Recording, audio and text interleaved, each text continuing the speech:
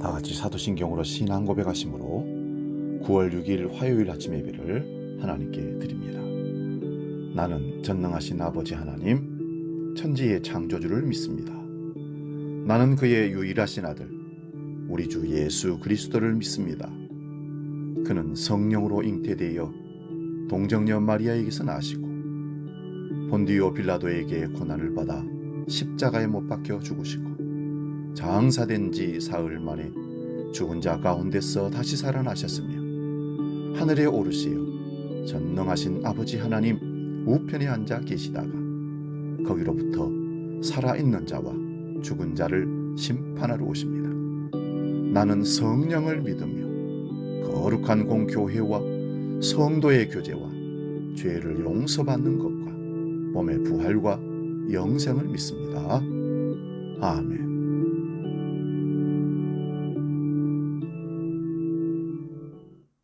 찬송가 384장 나의 갈 길 다 가도록 찬송합니다.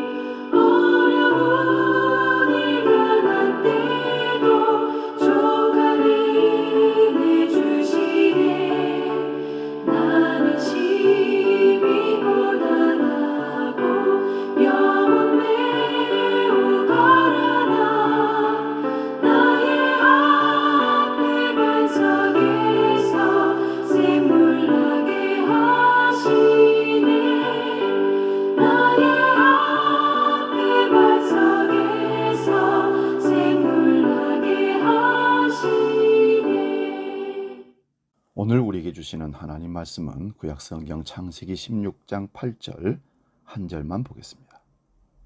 창세기 16장 8절 말씀 봉독할 때에 살아계신 하나님의 음성을 들을 수 있기 바랍니다. 봉독합니다. 이르되 사레의 여종 하가라, 네가 어디서 왔으며 어디로 가느냐?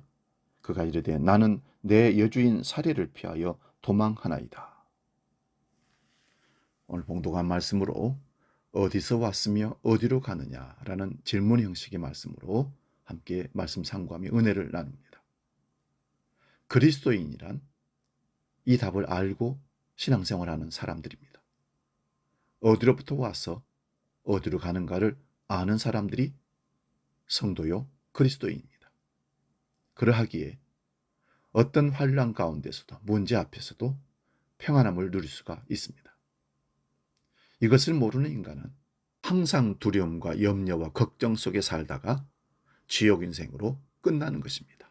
그래서 인간은 항상 죽음이 두렵고 이 땅을 떠나는 것이 늘 두려워서 어디로 가는지를 몰라서 방황하고 갈등하고 조금이라도 마음의 위안을 삼아보려고 이방 신들을 우상들을 찾아다니며 거기에 인생을 맡기기도 합니다.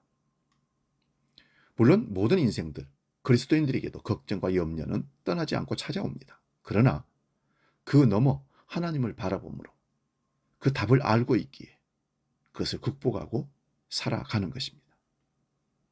나는 어디서부터 왔고 어디로 가는가? 사람들의 마음속에 새겨진 오래된 질문입니다. 같은 물음을 오늘 본문에서 여호와의 사자가 하갈에게 하고 있습니다. 본문에 등장하는 사라와 하갈의 발등은 바울 사도가 갈라디아서 4장에서 은혜와 율법의 관계로 해석하도록 지침을 해주고 있습니다.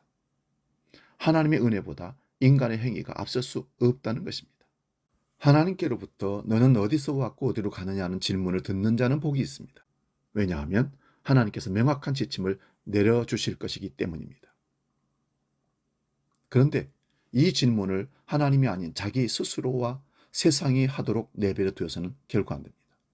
세상도 모르는 질문을 하고 본인도 모르는 답을 하면 혼란 가운데 귀한 시간을, 인생을 낭비할 뿐입니다.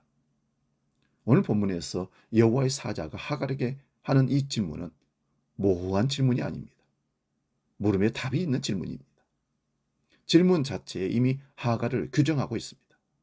자유를 추구하는 하갈이라고 하지 않고 살해의 여종 하갈이라고 그의 출발지를 명확히 하고 있습니다. 하갈아, 너의 주인은 살해야. 하갈이 이 말을 듣고 얼마나 섬뜩했을까요? 자신은 자유롭고 싶어서 하갈이라는 그 이름의 뜻대로 도망가고 있는데 살해의 여종이라니요. 은혜와 율법이라는 관점으로 이 질문을 본다면 여호와의 사자가 하는 질문은 인간의 행위로 의롭다 여김을 받을 수 있다고 하는 너희들아, 너희들이 비롯된 곳이 어디인 줄 아니? 바로 은혜야 라는 의미로 해석할 수가 있을 것입니다. 오늘날 여러 가지 신앙의 행위로 하나님께 상급을 쌓고 있다고 생각하는 묻 인생들에게 너희의 출발지와 종착지를 알고 있니? 너희의 출발점이 행위 율법이라면 구원을 목적으로 한 그 여행은 끝마칠 수가 없단다 라고 말하는 것입니다. 여호와의 사자는 하갈에게 두 가지 질문을 했습니다. 그런데 하갈은 한 가지, 곧 나온 곳만 대답합니다. 이는 어디로 가는지는 모르고 있다는 것입니다. 하나님의 은혜를 망각한 인생은 자신의 종착지가 어디인지 대답할 수가 없습니다. 그런 하갈에게 여호와의 사자가 말합니다. 네 주인에게로 돌아가서 그 수하에 복종하라. 매몰차게 들리지만 하갈이 이 말을 듣고 사라에게 돌아갔을 때 그는 방황을 멈췄습니다. 우리 삶의 방황은 우리를 지으신 하나님의 손길이 은혜라는 것을 인식할 때 비로소 멈춥니다. 탕자의 방황은 모든 걸 잃었을지라도 실패의 모습, 그 처절한 패배의 모습으로 아버지 앞에, 아버지 집에 돌아갔을 때 인생의 방황은, 고통은 끝났습니다. 우리는 은혜로 이 세상에 존재하고 은혜로 다시 하나님께로 돌아갑니다. 우리의 육신은 흙에서 왔기에 흙으로 돌아가는 인생의 수완입니다. 우리 주위에는 흙을 가지고 일을 겸하고 있는 사람들이 참 많습니다. 농사 짓는 사람들이 그렇고요. 건축하는 사람들이 그렇습니다. 흙으로 집을 짓고 농사를 짓습니다. 우리는 그 흙을 만지면서 일을 하면서 하나님 손에 들려진 우리인 것을 항상 깨달을 수 있어야 됩니다. 이것이 하나님의 은혜를 깨닫는 피조물, 우리 인생의 모습입니다. 하나님 손에 들려 있다는 것 자체만 해도 얼마나 큰 축복이고 엄청난 은혜인지를 우리는 알아야 됩니다. 하나님께서는 오늘도 저와 여러분들을 만지시고 빚어가고 계십니다. 그런 의미에서 어떤 모양, 어떤 형태로 삶을 살아가든 이 세상에 태어난 모든 인생은 이미 한량없는 하나님의 은혜 가운데 있음을 부인할 수가 없습니다. 그러한 인생일진데 우리는 함부로 삶을 살 수가 없습니다. 그런데 왜 함부로 삶을 살까요?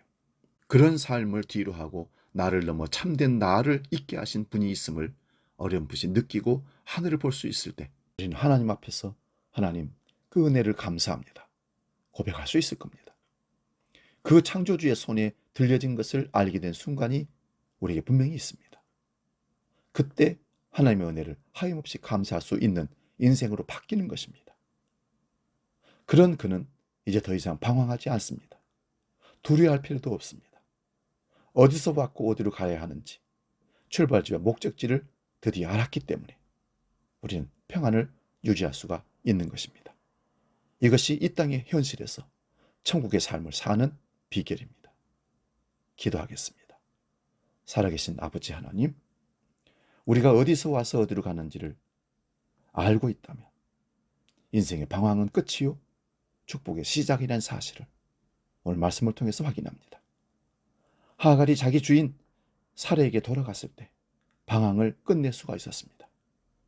인생이 하나님 앞에 돌아갔을 때, 하나님 앞에 무릎을 꿇었을 때 방황은 끝나고 출발점이 어디이고 목적지가 어디인지를 확인하기에 두려움 속에서도 평안을 유지할 수 있고 어떤 역경과 시련 속에서도 하나님의 은혜를 감사하며 살 수 있는 우리가 되는 줄로 믿습니다.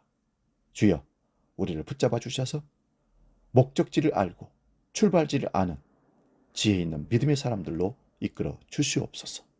주기도로 함께 기도합니다. 하늘에 계신 우리 아버지, 아버지 이름을 거룩하게 하시며 아버지 나라가 오게 하시며 아버지의 뜻이 하늘에서와 같이 땅에서도 이루어지게 하소서. 오늘 우리에게 일용할 양식을 주시고 우리가 우리에게 잘못한 사람을 용서하여 준 것 같이 우리 죄를 용서하여 주시고 우리를 시험에 빠지지 않게 하시고 악에서 구하소서. 나라와 권능과 영광이 영원히 아버지의 것입니다.